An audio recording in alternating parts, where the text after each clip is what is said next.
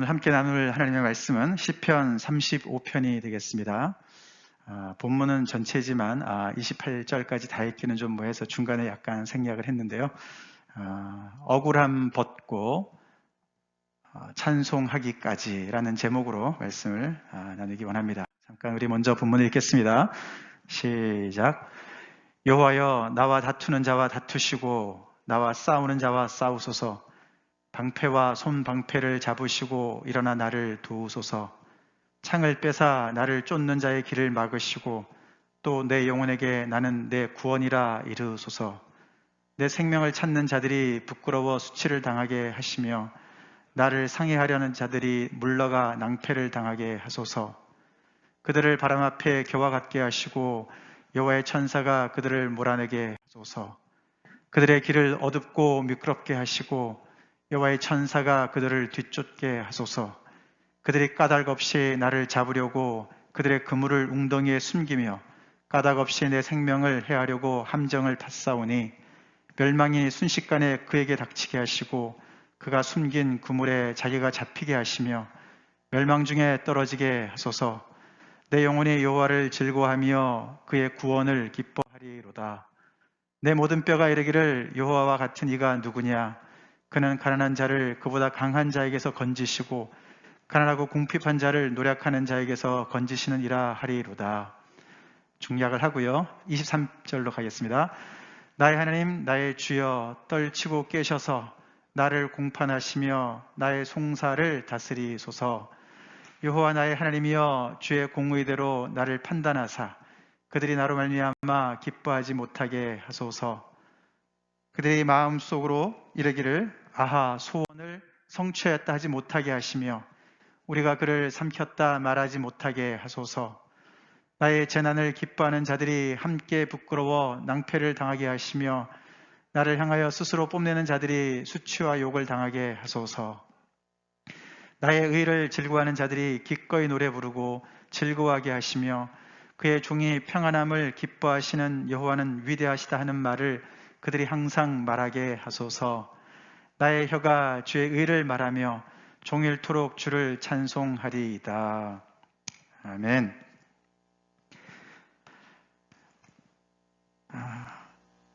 여러분이 다 아시다시피 시편은 총 150편으로 되어 있는 그런 기도 모음집이 아니겠습니까? 근데 그렇게 방대한 내용에다가 또 한 1000년에 걸친 그런 모음집이기 때문에 그 안에는 참 다양한 그런 기도가 들어가 있습니다. 저희가 이렇게 말씀을 따라가면서 같이 묵상하다 보니까 오늘 35편 같은 또 이런 시편을 우리가 묵상하게 되는데요. 조금 전에 우리가 읽어보긴 했지만 이 시편 35편을 관계성이 어렵다고 아무데나 적용하면 안 됩니다. 여호와여, 나와 싸우는 자와 싸우소서, 다투는 자와 다투소서, 이렇게 조금 힘들 때마다 그렇게 적용하는 그런 내용이 아닙니다. 이것은 굉장히 정말 너무너무 억울한 일을 당한 사람의 기도예요. 혹시 여러분들 중에 억울한 일을 지금 당하고 계신 분 계십니까?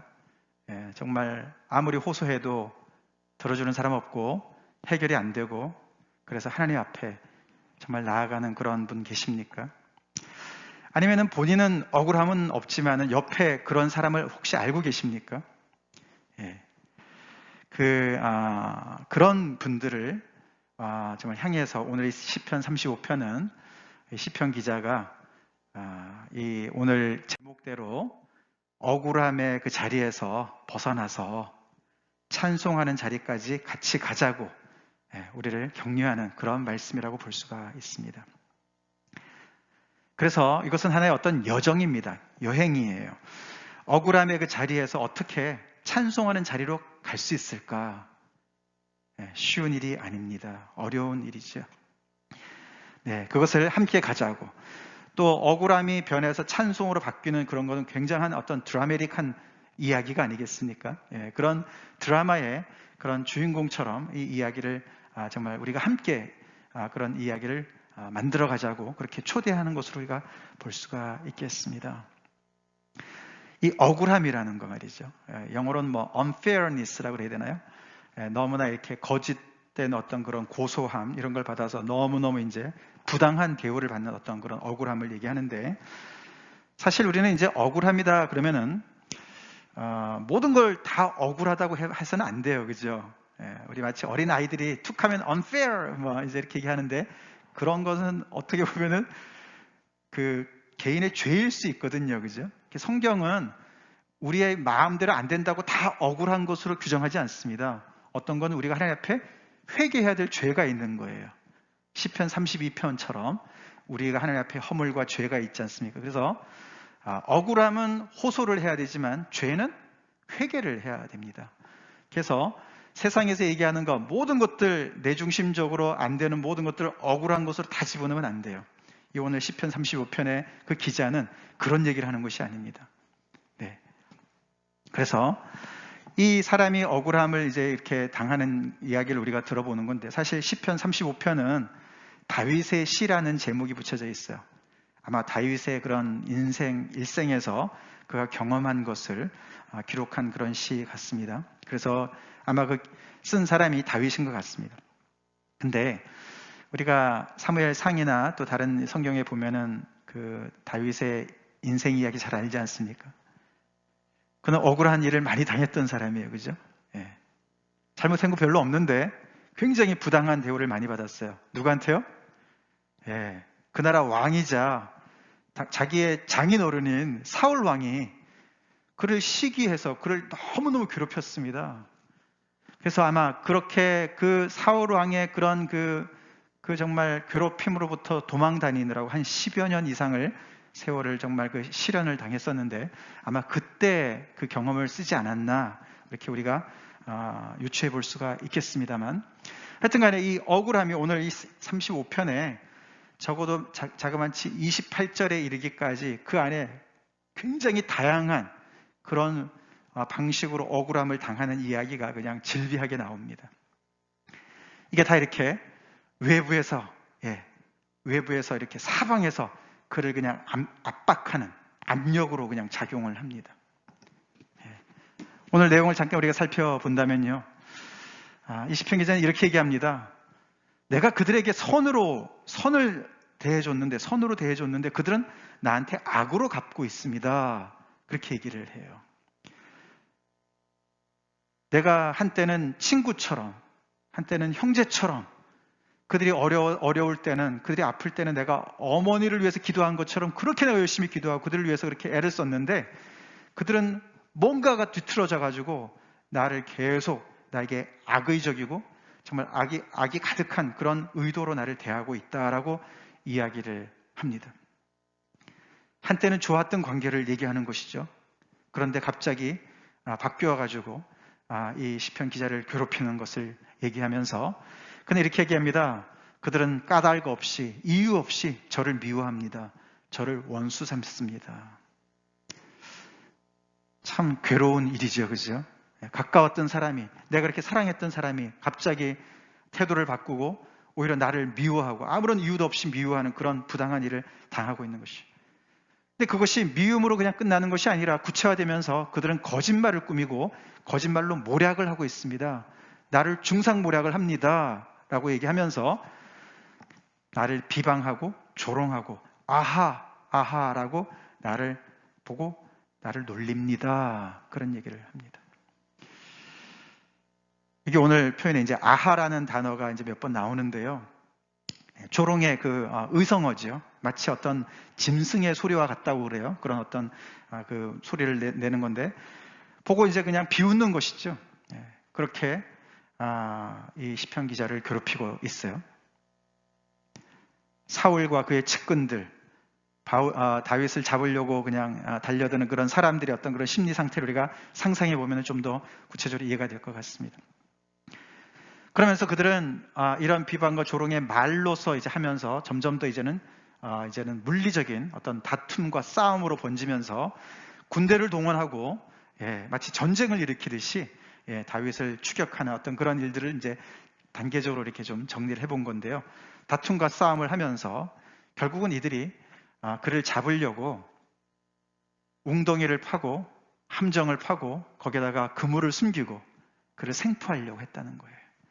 그러니까 이게 이 까닭 없는 미움이 점점 발전하는 걸 볼 수 있어요. 그죠? 그래서 결국에는 이 시편 기자를 정말 생포하기를 원하는 거예요. 그러고 추격을 합니다. 맹추격을 합니다. 다윗도 얼마나 많이 도망 다녔습니까? 굴이라는 굴은 다 숨고 말이죠.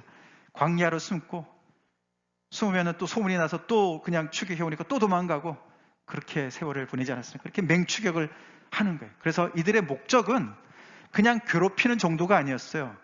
결국은 그의 목숨을 노렸다고 합니다. 그의 목숨을 노렸다. 그래서 정말 아직도 안 죽고 살아있는 게 용할 정도로 그렇게 어려움을 지금 당하고 있는 거예요. 오늘 시편 기자가 억울한 얘기는 오늘 본문에는 나와 있지만 결국은 이가 당한 이 억울한 부당함은 이렇게 엄청난 정말 목숨이 경각간에 있는 그런 어떤 정말 대단한 것을 얘기하는 것이죠.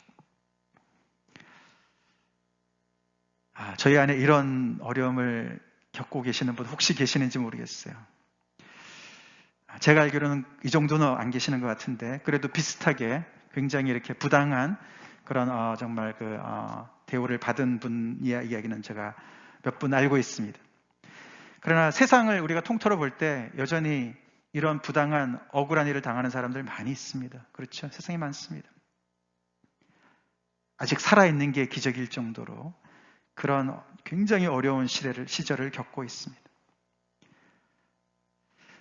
다윗의 인생도 그렇지만 사실은 다윗의 조상이었던 이스라엘 백성들도 사실 굉장히 억울한 일을 많이 당했었어요. 그죠? 특별히 애굽에 있을 때, 애굽 시절에 그 나라의 수장인 바로가 그들을 얼마나 억울하게 했습니까? 멀쩡한 사람들을 그 자기네 나라의 손님으로 와서 요셉의 그 총리의 그 가족들로 정말 손님으로 귀빈으로 초대를 받아서 그들이 정말 거기서 번창하니까 결국은 그들을 위협의 대상으로 간주를 하고 그들을 종 삼았습니다. 종 삼고 대대로 종을 삼았던 것이죠. 그래서 모든 육체 노동을 시키고 말이죠.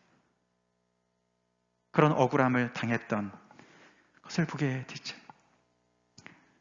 사울도 다윗이 너무나 잘 나가니까 사람들이 다윗을 더 따르니까 그래서 그를 위협의 대상으로 더 젊고 사람들한테 더 인정을 받고 그러니까 자기 사위도 상관없어요. 그래서 그렇게 위협의 대상으로 규정을 하고 그를 그렇게 괴롭혔던 것이죠. 지금 이 시편 기자가 이런 굉장히 참 힘든 상황을 지금 당하고 있는 것이죠. 이 억울함에서 그냥 주저앉을 것 같은데 그렇지 않습니까? 주저앉을 것 같지 않아요? 많은 사람들의 경우에 이런 상태가 되면 어떻게 됩니까? 디프레션에 빠지고 결국은 외부와 차단을 하고 어쩌면 극단적인 선택을 할 수도 있는 그런 어려운 상황에 있습니다. 근데 오늘 우리가 35편을 읽어봤지만 이 시편 기자는 이렇게 당하고만은 있지 않습니다. 이렇게 주변에서 온 사방에서 그를 그냥 옥죄는 그런 그 압력으로 지금 너무나 정말 오그라들고 있지만은 그런 가운데서 그는 놀랍게도 뭔가 반전을 꿈꾸고 있습니다. 그 이유는 딱 하나예요. 이유는 딱 하나인데 오늘 이 35편 1절에 첫 단어지요. 바로 이거죠. 여호와여, 여호와여 라고 하나님 앞에 나오는 거예요. 아무리 깜깜한 현실이 깜깜하다 할지라도 그렇게 정말 절망적이라 할지라도 이 시편 기자는 여호와를 알고 있었고 여호와의 이름을 여전히 부르고 있었어요. 그래서 그의 이 깜깜한 현실은 여전히 뭔가가 소망이 있는 거예요. 할렐루야. 이처럼 여러분들이 혹시나 지금 이런 버금가는 억울한 상황에 빠져 있다면 여호와를 부르시기 바랍니다. 여호와여 부르십시오. 아니면 여러분의 주변에 비슷한 상황에 처해 있는 사람이 있다면 여러분은 아니고 주변에 있다면 그분한테 여호와를 전하십시오. 여호와를 의지하라고 격려하시기 바랍니다. 이런 와중에도 그가 버틸 수 있는 그 힘이 여전히 포기하지 않고 소망을 포기하지 않고 여전히 그가 숨을 쉬고 있는 이유는 바로 이 여호와 때문에 그런 것이에요. 여호와는 정말 상황을 반전시킬 수 있는 유일한 분이십니다. 이런 상황 속에서 그런 것이. 자, 그래서 이 여호와의 이름을 부르면서 그는 굉장히 사실 힘찬 기도를 해요. 엄청나게 힘찬 기도를 합니다. 이렇게 그를 정말 사방에서 우겨쌈을 쌓아서 그를 막 그냥 압력을 가해가지고 그를 그냥 오그라뜨리려고 하는 그런 상황 속인데 여호와의 이름을 부르니까 어떤 일이 벌어지나 우리가 살펴보면요. 그 다음에 우리가 좀 보겠는데요. 이 억울함을 그냥 계속 더 바깥에서 오는 그 외부 세력의 어떤 그런 압력을 계속 받기만 하지는 않습니다. 이게 계속 받으면은 억울함은 점점 늘어나잖아요. 그죠? 점점 늘어나요. 그럼 억울함이 점점 더 커지면은 결국은 미쳐 죽지요. 근데 여호와 때문에 이 시편 기자는 이 억울함을 통해서 발산을 합니다. 바깥으로 뭔가를 내보내요. 이게 중요한 거예요. 여호와를 믿는 사람들은요, 들숨만 하지 않아요. 날숨도 해요. 우리가 들숨만 계속 들어만 시키면 하면 어떻게 해요? 그죠? 억울함, 모든 그런 억울한 말도 안 되는 것들을 계속 당하기만 하고 있으면 어떻게 합니까? 우리가 내쉬기도 해야 돼요. 다시 말해서 안으로만 계속 들어가면 안 돼요. 우리의 동굴 속에 갇혀 있으면 안 돼요. 우리는 바깥을 봐야 됩니다. 위를 봐야 돼요. 아멘이십니까?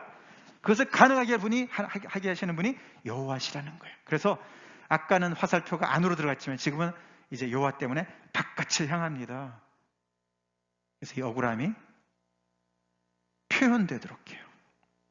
그래서 아까 그런 모든 내용들이요, 그는 기도 안에서, 기도의 그 표현에서 그 모든 것을 하나님 앞에 토설하는 거예요. 나타내는 거예요. 뭐 프로이드까지 갈 필요가 없어요. 우리의 뭐 그런 서브컨셔스한 그런 상태에 그냥 계속 잠재적인 모든 것들이 이 인간을 규정하고 거기에서 다 나오는 거다. 성경은 이미 전부터 알았어요. 그런 거 다 아픈 것들, 상처를 꽁꽁 숨겨두면은 병 나는 거 벌써 알고 있었어요. 그래서 시편 기자가 그 억울함을 안에다가 꽁꽁 가두지 않습니다. 그가 뭘 하나 우리가 잘 봅시다. 이걸 우리가 배워야지 억울함의 자리에서 우리는 찬송하는 자리로 옮겨갈 수가 있습니다. 자, 뭘 했냐? 첫 번째를 보면은요, 그는 오늘 이 35편처럼 기도를 하는 거예요. 이 기도의 내용은 비록 비탄의 시고 탄원의 시죠. 비탄, 내가 이렇게 정말 미저러블합니다. 하나님, 제가 이렇게 정말 너무너무 힘듭니다, 지금. 그렇게 자기의 비탄함을, 그 상태를 정말 불평하듯이 늘어놓지만 또한 그것뿐만이 아니고 탄원을 하죠. 하나님 앞에. 하나님, 이렇게 해주세요. 나를 구원해 주세요. 여러 가지를 얘기하는 것이죠. 그래서 결국에는 이 날숨이 바깥으로 나오는 것이 하나님을 향한 기도인 거예요.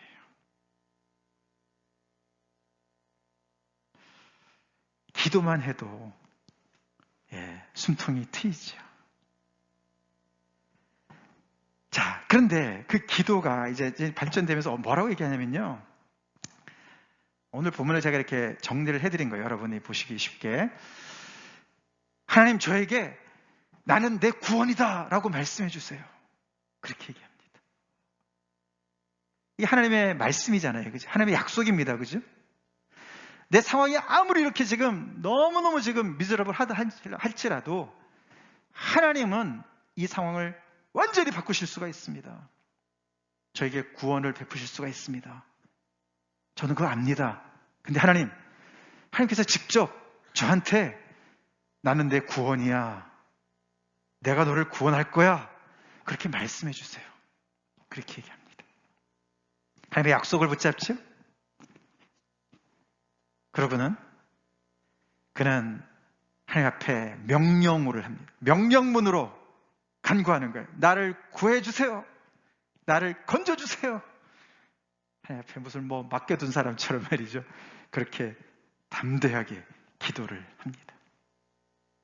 그러고는 재미있는 부분이요, 하나님, 저 원수들에게 그대로 갚아주세요. 그렇게 기도를 해요. 우리 크리스천들 좀 여기에 많이 좀 바들이 돼요. 우리가 아까 읽어봤지만 아니 원수는 용서하라고 예수님 말씀하셨는데 뭐 또 이렇게까지 얘기를 하냐? 아닙니다. 그 정도로 이 시편 기자는 이거는 기도예요. 하나님 앞에서 자기의 솔직한 감정을 다 쏟아놓는 거예요. 다 드러내는 거예요. 근데 그가 얘기하는 게 그런 것이죠. 하나님, 저들이 저랑 싸우니까 하나님이 저들과 싸워주세요. 그래서 이 보복 등가 원리라 그래요. 보복 등가 원리. 보복을 하는데 똑같이 나한테 준 것을 그대로 되갚아 주세요. 그런 기도예요. 아시겠죠? 그래서 나랑 싸우니까 하나님께서 저를 싸워주시고, 나랑 다투니까 저와 다퉈주세요. 나를 추격하니까 하나님께서 천사를 보내셔서 저들을 추격해 주세요. 저들이 나를 멸망시키려고 하니까 하나님 저들을 멸망시켜 주세요. 마치 저주에 가까운 그런 이야기들을 쏟아놓습니다. 그만큼 이 시편 기자는 악이 아니면 악인이 모든 것을 끝까지 모든 것에 마지막 최종의 결정권을 가지고 있다고 믿지 않았던 것이죠. 하나님이 결정권을 가지고 계시죠? 아멘? 하나님께 부탁하는 거예요. 그래서 자기의 모든 그런 정말 예쁜 어떤 그런 언어로만 기도하는 것이 아니라 이런 거친 자기 정말 여과되지 않은 그런 감정까지도 하나님 앞에 다 쏟아놓으면서 하나님 앞에 구원해달라고 이야기를 합니다. 그러면서 그는 주의 공의대로 나를 심판해 주세요. 판단해 주세요. 내 송사를 맡아주세요. 라고 이야기를 하는 거예요. 주의 공의. 굉장히 중요한 단어입니다. 오늘 35편에서. 우리가 요즘 말로 바꿔본다면은 억울한 일을 당했습니다. 무고히 지금 어려움을 당하고 있습니다. 그래서 어떻게 해요? 그러면 우리는 법에 호소를 해야 돼요. 그죠? 그래서 지방법원에다가 지금 소송을 냈습니다. 근데 그 지방법원에서도 말을 안 들어주는 거예요. 우리의 원수가 더 비싼 돈으로 더 정말 말빨 센 그런 변호사를 사가지고 문제를 무마시키는 거예요. 그래서 고등법원으로 올라갔습니다. 거기도 똑같아요. 대법원으로 올라갔습니다. 다 막혔어요. 지금 마치 그런 상황인 것이에요. 그래서 이 법의 호소가 안 통하는 거예요. 누구도 통하지 않습니다. 근데 이 시편 기자는 그래, 세상의 모든 법정은 다 나의 이 송사를 거부하고 있지만 그러나 하늘 법정은 열려 있다. 할렐루야. 그걸 아는 거예요. 그래서 하나님이야말로 공의로우신 재판장 아니십니까? 그러니까 더도 말고 덜도 말고 하나님의 공의로 이것을 재판해 주세요 라고 하나님께 송사하는 거예요. 그래서 그대로 갚아달라는 이야기도 그 공의랑 연결이 되어집니다. 그러면서 그는 하나님이 저를 구원해 주시면 이 송사를 잘 맡아서 소송을 맡아서 제대로 법대로 공의대로 해주시면은 제가 이렇게 말씀드리겠습니다. 저의 온 뼈가 저의 전 인격을 다해서 여호와와 같은 이가 누구냐라고 제가 이야기하겠습니다. 그렇게 얘기해요. 그러면서 그는 자기의 정말 이 억울함 때문에 완전히 망가진 이 인생이 다시 하나님의 공의로 말미암아 그 인생의 평안함이 샬롬이 다시 오기를 간절히 소망하면서 하나님 앞에 감사와 찬송을 예약합니다. 지금 제가 미리 감사드릴게요. 미리 찬송할게요. 이렇게 될 것 같은데 저를 구해 주시면요. 제가 찬양할게요. 제가 감사드릴게요. 저만 하는 게 아니고 많은 하나님께서 저를 또 이렇게 구원해 주신 것을 보면서 많은 또 성도들이 함께 찬양에 조인할 거예요. 하나님 그러니까 저를 구원해 주세요 라고 이렇게 날숨을 쉬고 있습니다. 영혼의 심호흡을 잘 하고 있습니다. 어디서 이런 힘이 나왔을까요? 여호와 하나님이죠. 여호와 하나님이에요. 이렇게 힘이 어디서 정말 그런 상황이 아닌데 정말 그 도망치는 그 다윗을 우리가 잠깐 생각해 볼 때 그죠? 어디서 힘이 나겠습니까? 그죠? 정말 못 죽어서 겨우겨우 하루하루 살아왔던 그런 상황인데 어디서 이렇게 힘이 났을까? 누가 이렇게 이 사람에게 임파워링을 했을까? 힘을 줬을까? 바로 이 여호와 하나님인 거예요. 이 여호와 하나님을 우리 바라봅시다. 바라봅시다. 그래서요, 우리 그 누구도 얕잡아 보면 안 돼요. 약하다고요? 얕잡아 보세요? 안 됩니다. 그 사람이 이렇게 기도할 수가 있어요. 그래서 기도하는 사람이 제일 무서운 사람이에요. 하나님 앞에 이렇게 기도하는 사람들, 무서운 사람들이죠. 그렇지 않습니까? 다윗이 그래서 무서운 사람이에요. 다윗 스스로는 약했지만, 여기는 가난하다 이런 표현을 썼지만, 정말 가진 거 없고 약해 보이고, 이 사울 왕에 비해서 뭐 가진 거 없었어요, 진짜로. 그죠? 그런데, 하나님 때문에, 하나님 앞에 기도하니까, 이렇게 조목조목, 하나님 앞에 그 모든 것을 다 얘기하면서 결국 그는 정말 하나님께서 이렇게 힘을 실어주신 것과 같은 그런 자세로 기도를 하고 있는 것을 보게 됩니다. 그래서 이 시편 기자는 그 억울함으로 계속 사방에서 그냥 쌓여서 그냥 쪼그라들 수밖에 없는 상황이었는데도 이렇게 바깥을 향하고 위를 향하면서 기도하고 하나님의 약속을 붙잡고 또 어떻게 해요? 하나님 앞에 하나님의 공의를 또 이야기하면서 하나님의 성품을 의지하고 또 평안함을 주실 그 미래를 소망하고 찬양과 감사를 드릴 그날을 또 기약하면서 이렇게 바깥을 향하고 위를 향하는 그런 것으로 밸런스를 맞추면서 이 여정을 걷고 있는 거예요.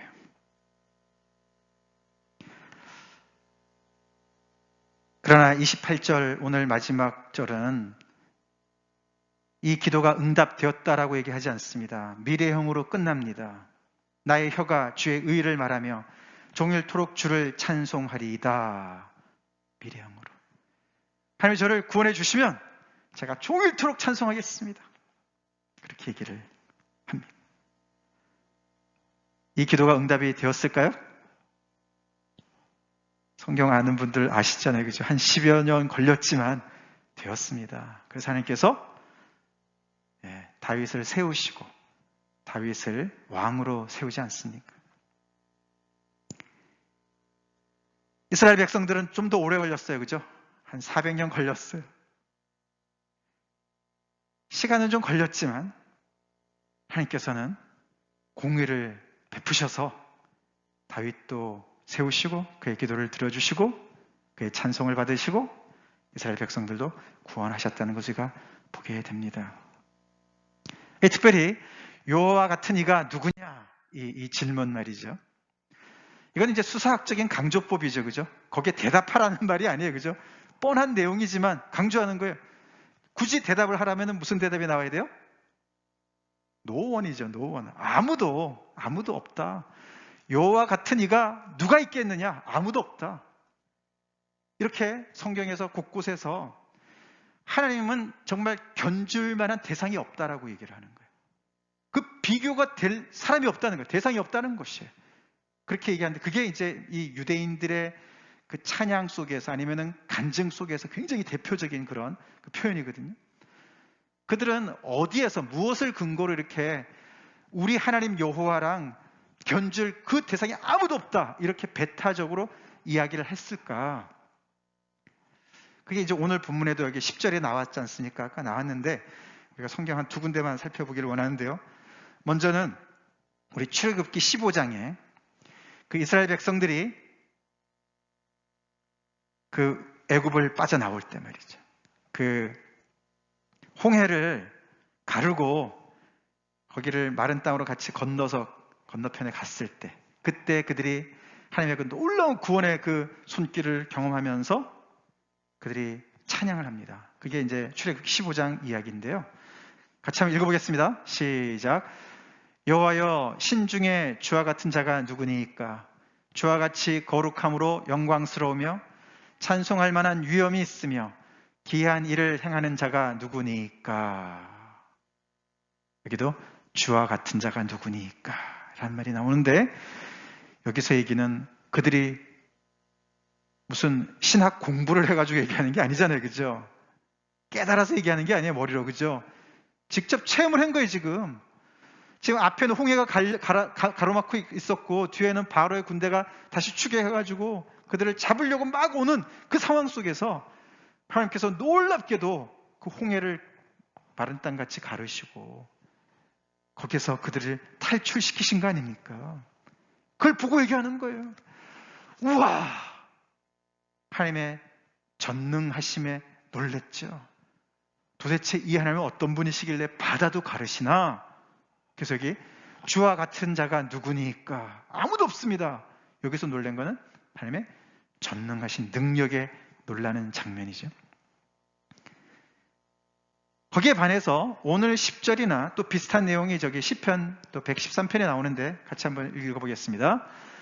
여호와 우리 하나님 같은 이가 누구리요?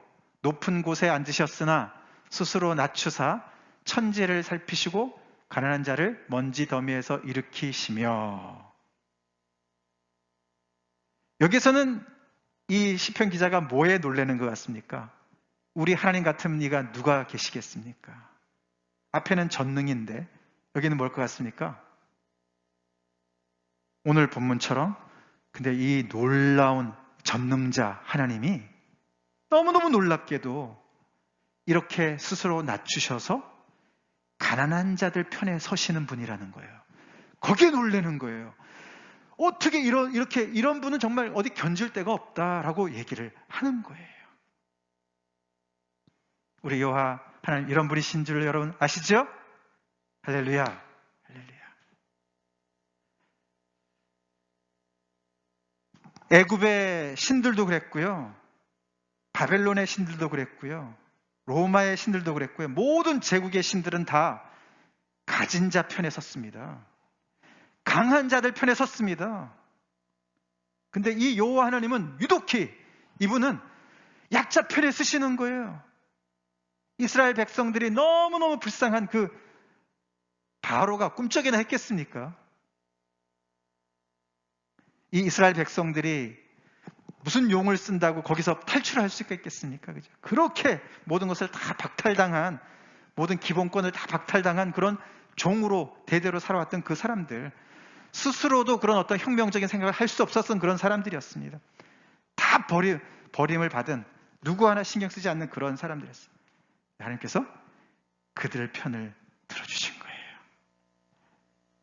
그들을 구하시려고 먼지더미까지 가시는 거죠.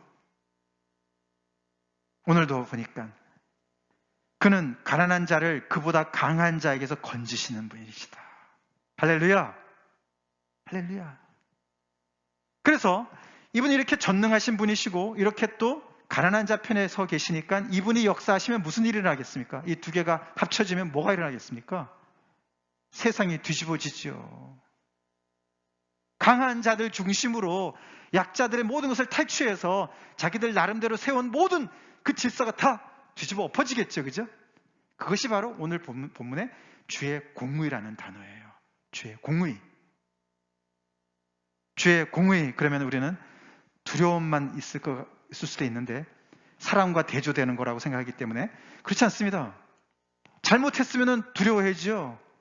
그러나 주의 공의라는 것은 세상에 어그러진 모든 것들, 굽어진 모든 것들을 바로 잡으시는 것을 얘기합니다. 아멘? 질서를 다시 회복하시는 것을 얘기하는 거예요. 그래서 마지막으로 여기 사무엘상 12장에 보시면은 이게 어떤 문맥인가 하면은 사무엘 선지자 있지 않습니까? 사무엘 선지자가 이제 마지막 스피치를 하는 거예요. 사사의 마지막 시대를 지나지 않았습니까? 사무엘이.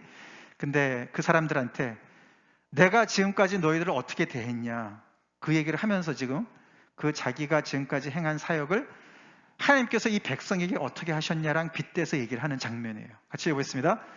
그런즉 가만히 서 있으라.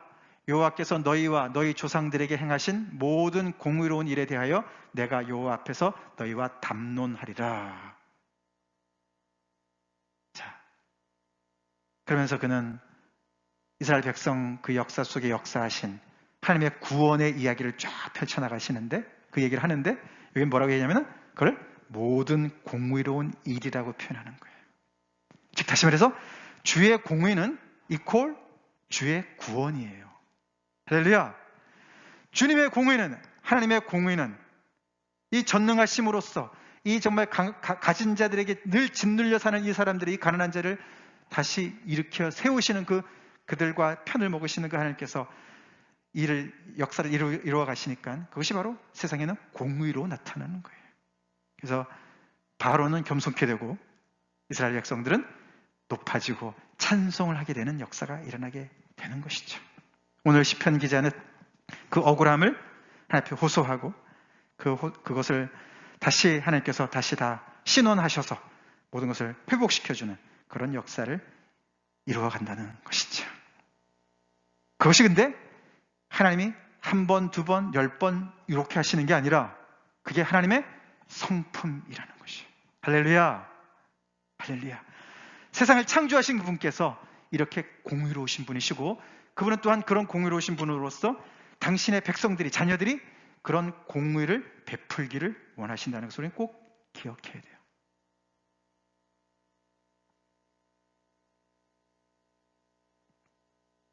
그렇기 때문에 우리는 억울한 일을 당하는 것도 너무 힘들고 안 받는 것이 좋죠. 억울한 일을 당하는 것이 안 당하면 너무 좋죠. 근데 무엇보다도 우리는 다른 측면으로 볼 때 누구라도 우리는 억울하게 해서는 안 돼요. 하나님께서 가만히 안 놔두세요. 이 땅에서 해결이 안 된다면 하나님께서는 하나님의 심판, 마지막 심판대에서도 물으실 거예요. 우리가 요한계시록에 가면은 아직도 억울함을 호소하는 무리들이 나오지 않습니까? 하나님, 언제나 우리의 원수를 갚아주겠습니까? 우리의 이 피를 언제나 신원해 주시겠습니까? 누구죠? 순교자들이에요. 하나님의 보좌 앞에서 순교자들이 하나님 앞에 신원하는 장면이 나옵니다. 그들은 아직 억울함을 해결 못 받은 사람들이죠. 그죠? 우리도 모르죠. 우리도 주의 복음을 위해서 이 땅에 살아가다 보면은 이렇게 정말 이 다윗이 경험했던 것처럼 이렇게 이유 없는, 까닭 없는 그런 박해를 받을 수도 있는 것이고 몰리해를 당할 수도 있는 것이고 부당한 대우를 받을 수 있는 것 맞습니다. 그래서 우리가 진짜로 어떤 그런 순교의 자리까지 갈지도 모르겠습니다. 앞으로 상황이 더 어려워져서 모르겠습니다만, 그럼 하나님은 꼭 공의를 행하시는 분이십니다. 이 땅에서 안 되더라도 나중에 하나님의 심판대 앞에 모든 사람들이 서는 그 자리에서 모든 것을 다 제대로 돌리셔서 샬롬을 주실 하나님이시라는 거예요. 여러분이 꼭 이게 믿읍시다. 그렇기 때문에 우리는 이 억울함의 자리에서 머물러 있으면 안 돼요. 거기서 계속 사람들의 그런 모든 것들을 다 테이크인만 하고 받아들이기만 하고 그냥 거기서 꾸역꾸역 그냥 나 죽었네 그러고 있으면 안 됩니다. 안 되고 여호와를 부르고 바깥을 봐야 돼요. 위를 봐야 돼요. 날숨도 해야 돼요. 아시겠습니까? 그것은 즉 다시 말해서 그 어려운 자리에서 우리는 기도해야 돼요. 투설해야 돼요. 있는 감정 그대로 하나님 앞에 다 쏟아놓으면서 하나님 앞에 호소해야 돼요. 기도를 들으시거든요. 상황을 바꾸실 수 있거든요. 믿습니까? 역사가 증명하지 않습니까? 그래서 우리가 예수님께서 누가복음 18장에 그 비유한 것으로 우리가 오늘 메시지를 좀 마무리해 봅시다. 예수님 이렇게 말씀하셨어요. 항상 기도하고 낭망치 말아라.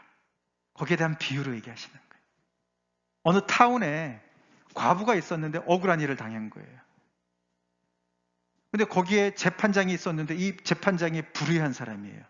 뇌물 받고 말이죠. 뭐 변호사 잘 쓰면 다 통과되는 거예요. 그래서 이 과부는 가난하니까 가서 그냥 말밖에 못 하는데 말을 안 들어주는 거죠. 이 과부가 가지고 있는 무기가 뭐였습니까? 포기하지 않는 거였어요. 계속 가는 거예요. 오늘도 가서 얘기하고 내일도 가서 얘기하고 계속 가는. 그래서 이 불의한 재판장이 항복했어요. 아, 귀찮아 죽겠다. 그래, 뭐냐, 들어줄게. 이렇게 됐다는. 그게 비유예요. 근데 거기에 이제 펀치라인은 이거죠. 이 불의한 재판장도 귀찮아서 들어주는데 하물며 그 공의로우신 하나님 아버지께서, 그 공의로우신 재판장이신 하나님 아버지께서 왜 밤낮 부르짖는 택하신 자들의 원한을 풀어주지 않겠느냐. 하나님은 불의하지도 않으시고 기도를 들으시는 분이신데 왜 안 들어주신다고 지레짐작하고 그냥 거기서 나 죽었네 하고 있느냐 라는 얘기를 하는 것이죠. 그들에게 오래 참으시겠느냐. 내가 너에게 이르노니 속히 그 원한을 풀어주시리라. 근데 마지막으로 이렇게 결론을 내리시죠. 예수님이 그러나 인자가 올 때에 세상에서 믿음을 보겠느냐 하시니라. 이런 기본적인 믿음을 사람들이 다 상실하고 자기 스스로 억울함을 풀려고, 원수를 갚으려고 하나님 앞에 나오지 않는다는 것을 얘기하는 것이죠. 디프레션에 걸리고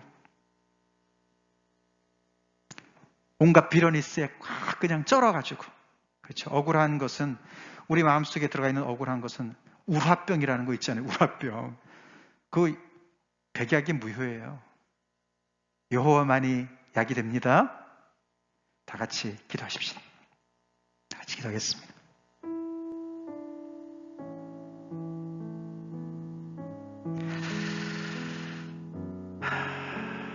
시편 35편,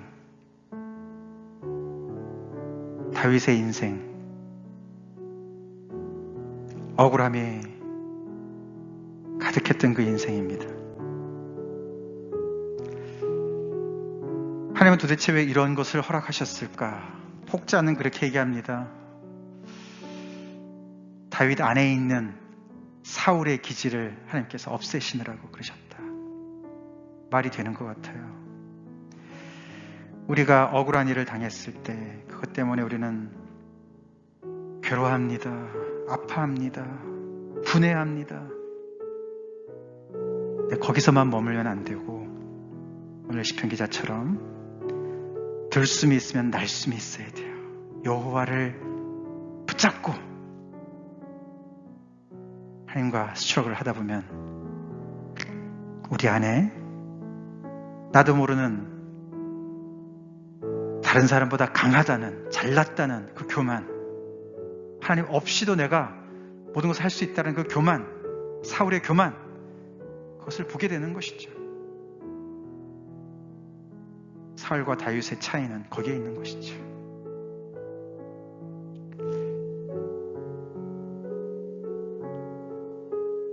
여호와 같은 이가 누구냐? 주의 공의, 여러분 사모하십니까? 정말 주의 공의가 이 땅을 덮기를 간절히 우리 정말 소망합시다. 너무나 불의가 많이 판을 치고 있는 이 시대 아닙니까? 주의 공의가 임한다 그럴 때 나는 과연 어떤 편에 서 있을까? 약자를 괴롭히는 강한 자 있지 않습니까? 하나님이 나의 편이 되실 것 같습니까? 이런 모든 것들 우리가 돌아보면서 하나님 앞에 우리 토설할 죄가 있다면 토설하고 여호와를 부르는 이 시간 되길 바랍니다. 다 같이 기도하시겠습니다.